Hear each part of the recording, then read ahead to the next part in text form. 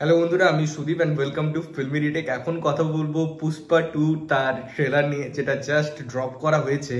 এবং এই ট্রেলারটা কেমন লাগলো দেখুন। আল্লু অর্জুন একটা ব্র্যান্ড, এটা নিয়ে তো অস্বীকার করার কোনো জায়গা নেই।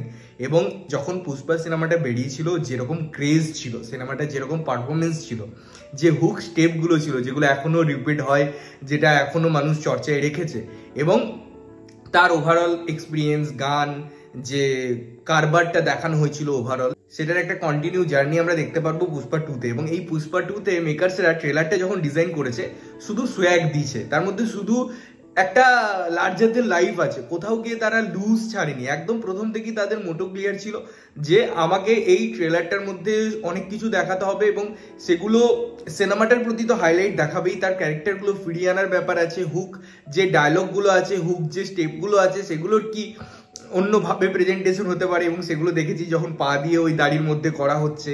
এবং পুরো জিনিসগুলোর মধ্যে না একটা আর্টিস্টিক ছাপ আছে, তার সাথে সাথে ওই যে লার্জার দেন লাইফ এবং একটা সিনেমাটিক এক্সপিরিয়েন্স, এই যে কথাগুলো আমরা বলি, সেই সমস্ত কিছু সুন্দরভাবে আছে। এই পুরো ট্রেলারটায় আমরা যদি গ্র্যান্ডারের কথা বলি, আমরা যদি এক্সপিরিয়েন্সের কথা বলি, আমরা যদি পারফরমেন্সের কথা বলি, প্রত্যেকটা জায়গায় একে অপরকে ছাপিয়ে গেছে। যখন এই যে পুরো একটা জার্নি হচ্ছে, যতক্ষণ আলী অর্জুন আছে এবং তার যে ওই একটা জায়গা আসছে, যখন একজনকে পুরো মাথাটা দুভাবে ভাগ করছে, বা যখন ব্লাস্টগুলো হচ্ছে, বা যখন ফাইটিং সিকোয়েন্সগুলো ক্রিয়েট হচ্ছে, যখন ড্রামাগুলো ক্রিয়েট হচ্ছে, যখন তার ওয়াইফের পোর্শনটা আসছে, যখন আন্ডার ওয়াটারের কথা বলছে, বা এই যে ইন্টারন্যাশনাল সে জায়গাটায় যাওয়ার কথা বলছে, এবং প্লাস যে লাল চন্দন মেন যে ব্যাপারটা ছিল, যে এলিমেন্টটা ছিল, যেটার জন্য এত কিছু, তার যখন বিস্ফোরণ ঘটেছে বিভিন্ন জায়গা থেকে, মাটির তলা থেকে, জাহাজ থেকে, আকাশ পথে, সুতরাং কোনো জায়গা, কোনো রুট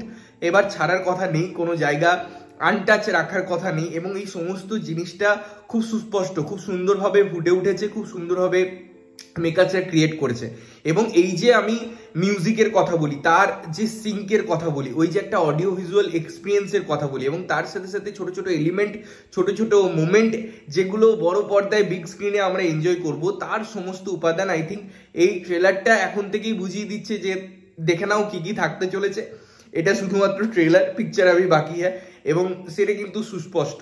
আমি যদি এই সিনেমা বা এর ক্রেজ নিয়ে কথা বলি, অনেক অনেক সিনেমা থাকে তো, যেমন বাহুবলী একটা সিনেমা ছিল, তার সেকেন্ড পার্টটার হুক পয়েন্ট কি ছিল, যে কাটাপ্পানে বাহুবলীকে কিউ মারে, এই একটা হুক পয়েন্টের সিনেমা, মানুষ ডবল অডিয়েন্স প্রথমে সিট বুক করছে। বাট পুষ্পার ক্ষেত্রে শুধুমাত্র একটা জার্নি, সেটা দেখা, এবং একটা সুপারস্টার তার ক্রেজটা এখানে কতটা ইম্পর্টেন্ট সেটা কিন্তু প্রেজেন্ট করছে। এবং আমি যদি তার ছোট থেকে যে ঘটনাগুলোর কথা বলবো, যেটা কিছুটা আমরা দেখেছি প্রথম পার্টে, তো সমস্ত কিছু না আমাদের অনেক কিছু অফার করছে, যেটা এই সিনেমাটা দেখার প্রতি ক্রেজ ক্রিয়েট করে। এরকম যখন লার্জ স্কেলের সিনেমা তৈরি হয়, তখন সেই জিনিসগুলো আমরা ফিল করতে পারি, সেই জিনিসগুলো আমরা উপলব্ধি করতে পারি। তো আমার তো দারুণ লেগেছে ট্রেলারটা, আমি এগারলি ওয়েট করছি যে সিনেমাটা কখন আসবে, সিনেমাটা কখন দেখবো। তোমরা যদি ট্রেলারটা দেখেছো, কেমন লেগেছে জানিও, না দেখে থাকলে অবশ্যই দেখো এবং দেখে এসে জানাও কেমন লাগলো। ততক্ষণের জন্য ভালো থাকবে, সুস্থ থাকবে, এবং সবসময় ভালো জিনিস দেখবে। চ্যানেলটা যদি প্রথমবার দেখছো, লাইক কমেন্ট শেয়ার করতে হবে, সাবস্ক্রাইব করতে হবে, যাতে প্রত্যেকটা নোটিফিকেশন তোমাদের কাছে পৌঁছায়। ততক্ষণের জন্য